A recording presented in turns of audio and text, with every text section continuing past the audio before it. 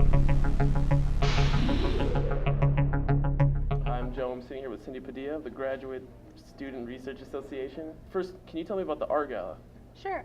This is actually, I think, the second attempt to do the art gala, and it was a great turnout. We had both undergraduates and graduates come and show off their artwork. We had a Latin jazz band, and it was just a time to kind of get together and kick off the event. The reception was for Story Musgrave's arrival. However, his flight delayed inhibited him from showing up, but we still had a great time, and we're able to see the variety of talent that NIU students do have to offer. All right, what kind of artworks were there? It was a variety. We had, I don't even know how to describe them, but it was a lot of paintings, drawings.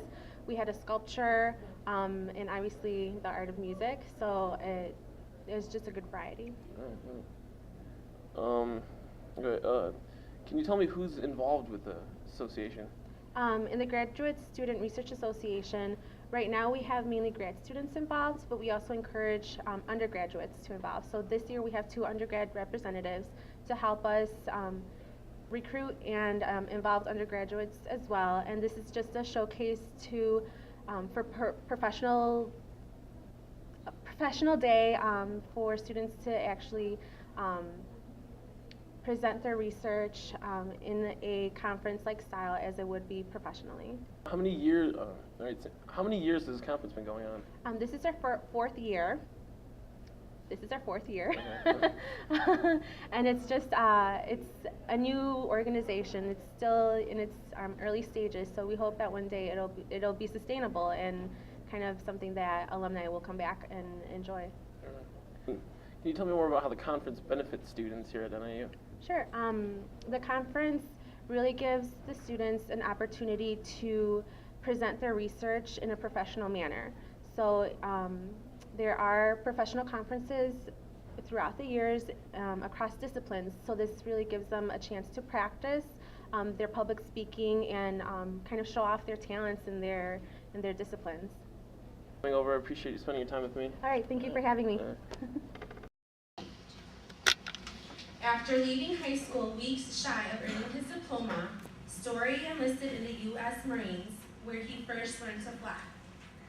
He subsequently earned degrees at Syracuse University, UCLA, and Marietta College. After achieving a medical degree from Columbia University's prestigious College of Physicians and Surgeons in 1965, Dr. Musgrave went to the University of Kentucky for his medical internship, where he subsequently held a postdoctoral fellowship from the National Heart Institute. Dr. Musgrave entered NASA's astronaut training program in 1967. His 3-decade-long NASA career consisted of 6 space shuttle missions. During this time, he accumulated more hours in space than any other astronaut or shuttle-era astronaut. Among his notable achievements on these space flights include performing the first shuttle astronaut spacewalk during the Challenger's maiden flight in 1983, and repairing the Hubble Space Telescope on the Endeavour flight in 1993. After Story's final flight took place in the late 1996 on the Columbia. In recognition of Story's many contributions to NASA's mission, he was awarded the Distinguished Service Medal by NASA in 1992. A decade later, he was inducted into the Astronaut Hall of Fame at the Kennedy Space Center. But retirement from the space program in 1997 did not bring a halt to Story's many adventures. Today, he operates a palm farm in Orlando, Florida, a production company in Australia, and a sculpture company in Red Lake, California. He is also a landscape architect, a concept artist with Walt Disney Imagineering, an innovator with Applied Minds, Inc., and a professor at the Art Center College of Design in Southern California. Fortunately, he has taken some time for his busy schedule to visit with us today, but will have to be leaving promptly after his speech ends. Please join me in welcoming to Northern Illinois University.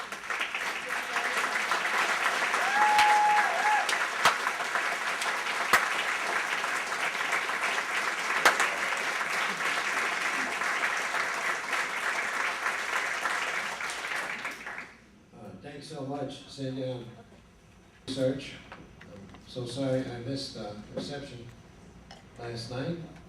A bunch of thunderstorms, including hail, hit Detroit when I was passing through in a system that was already saturated with spring break and Easter week. The number of flights that got dumped in Detroit. Anyway, I stayed with it for quite a while, longer than I should have. You know what that's all about when a big airport goes down. And finally, they told me the only flight they could give me confirmed to get to any Chicago airport would get me here at 9 p.m. tonight. So I said, you're not getting me there in time to leave. So anyway, you do what you gotta do. So it's a jump in the rental car and get on over here. But I'm here. So.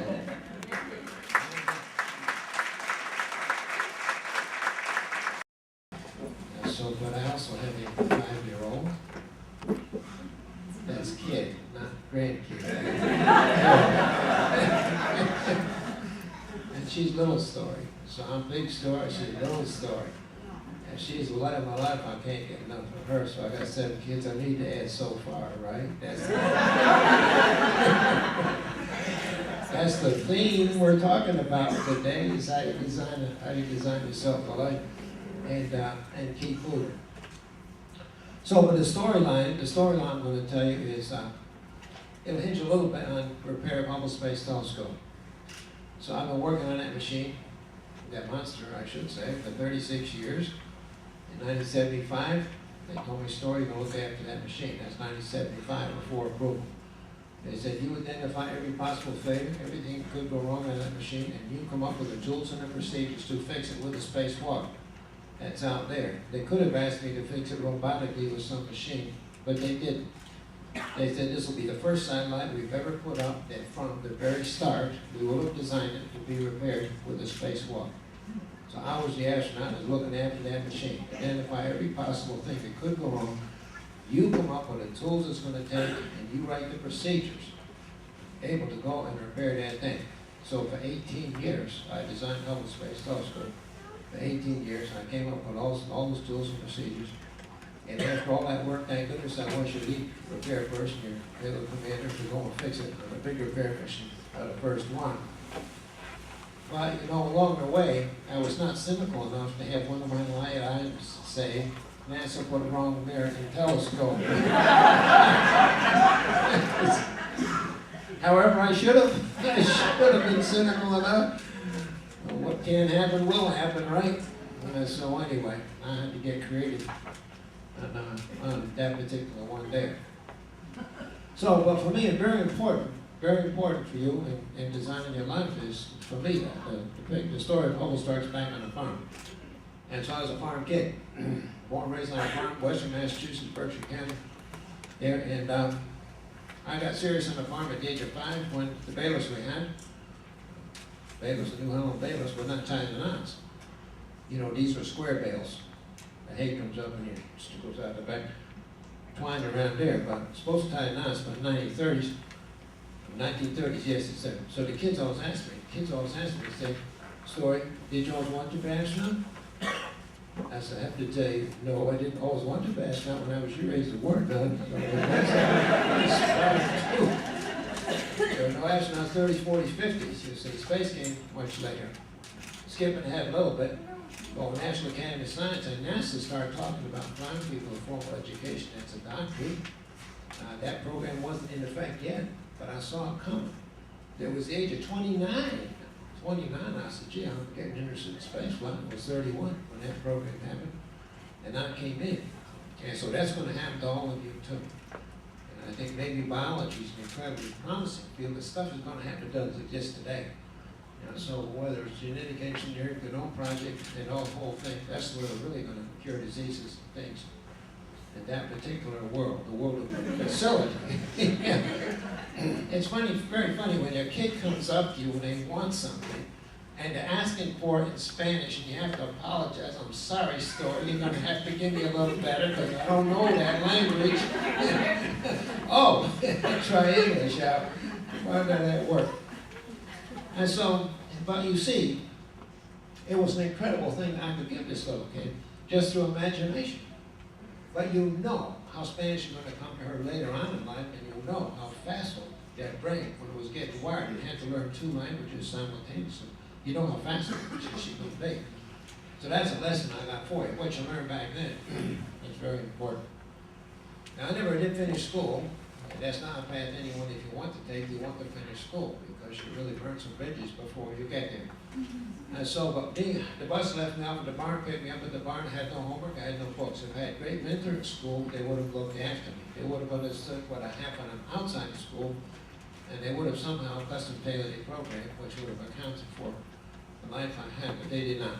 And so being a books part of company, they just simply part of company. Plus I had no books, I had no homework. I just had to farm. But it's very fortunate that's the way it went. You know, I wouldn't be in the account today. If I went to college, I would have been wholly different forks in the road, different kind of path I took. And so that was that. But I also learned nature. And another thing, I was out, I had real responsibility on the farm for work, and I was out exploring. So the classroom just couldn't hang on to this mind. You couldn't hang on to me. So my dad nature, I was in the forest at age 3, alone at night. How could you possibly do that? How could your mom let you? I stretched mom. So I had 500 acres, and I kept going further out. Finally, mom, you know, it doesn't matter how many hours you've been out there, it's okay, he'll be back. I stretched her into darkness too, so I got home a little bit darker every night. So she got used to that, and then at night, it doesn't matter, he's out there. But you know, those of you that know that pine forest can't hurt you, there's nothing there. When you walk through a pine forest, I have a 3-year-old, hey, just deal with a hand so you don't get scratched, no line in. You know, a pine forest looks after you. It's warm and easy. It's just comforting. It's comforting, you know, it's just gorgeous. I navigate by hanging on the trees. So in Berkshire County, that's Massachusetts, pretty far north, the north side of the trees never seen the sun. So that bark is totally different than the south side of the bark. And so I just get this pattern going in, get a pattern going out. So that was that. But that was very important to who I am. So I am a shaman and I'm nature. And it's very important, the nature part, for my love of Earth and how I took to Earth from space. You know, my love of the cosmos is very important. The way I'm in touch with Mother Earth and the cosmos and the sky and all the rest stuff. I built my own raft, went down the rivers and stuff like that too. But mom, thank goodness for mom. So it was -12 Fahrenheit one day. It was -12, you know, and I said, I'm going out. You know, going out. She didn't tell me the story's cold. So I'm about 6 or 7. She didn't tell me it's cold out there. And she didn't ask me, why do I need to go out? She didn't ask me what I'm going to do, where I'm going. The kids say going out, I'll bundle them up. So she put all the layers on, and she puts a safety pin here and a safety pin there. And it's a mitt, not a glove. See, a mitt is very warm. So safety pin there, I can't lose my gloves. And I can't take them off either. But you know, only the last few years, not just the last couple of years, I understood an aspect of mom I didn't know about before. She was really looking after things. You know what? I'm so bundled up I can't pee. I can't pee. I can't get the gloves off and I can't get where I gotta get. I can't do what I gotta do, so I can't pee. And so, Cece, you don't know what you're getting into when you ask me to come here and talk to you. Yeah. So, but I can't pee. And so mom says, I'm going to get that kid back in an hour and a half. I ain't going to get him home. Yeah, so that was that. And so then off to the Marine Corps, and Marine Corps expanded my horizons. Career came up, and I know I've got to do something. You know, I'm kind of stalled right here. And it's okay, but I want to expand my horizon. I want to travel, I want to get out there, I want to do different stuff, so it's exploration. So I was an explorer, but the Marine Corps was an avenue to go out and explore. And so the Marine Corps, of course, made me a mechanic. I became a darn good mechanic. I was one already. But I did learn. As soon as I joined the Marine Corps, I understood. You know, on the farm, I had to be creative. I had to keep that machine going when it was broke. But I understood right then, you never touch that machine unless it's by the book or they tell you the way they taught you. Because that's engineering in this process. And there is a way, there's a right way to do things, and there's a right way that's worked in the past. You never touch it. That's exactly the way they taught you about the manual. So I understood that, you know. So that kind of discipline of procedure and process and doing things right, I understood. And so, but that was the Marine Corps, enlisted mechanic. I started flying with the Marines and still went on flying. After that, Now, very important in terms of designing the line. You know why they asked me to design the Hubble Space Telescope for 18 years. Why I designed it in terms of its serviceability, maintainability, when I was leaving here to fix it, because I'm a farm kid. Okay? I'm a farm kid and I'm an enlisted Marine Corps mechanic. That's who I am. It's in my heart and my soul, and I got it early. Yes, I got 7 graduate degrees, but they don't fix things. I fix them. But, see, I fix things. So, but I understood that. And it's the same reason I designed ride systems for Disney Imagineering.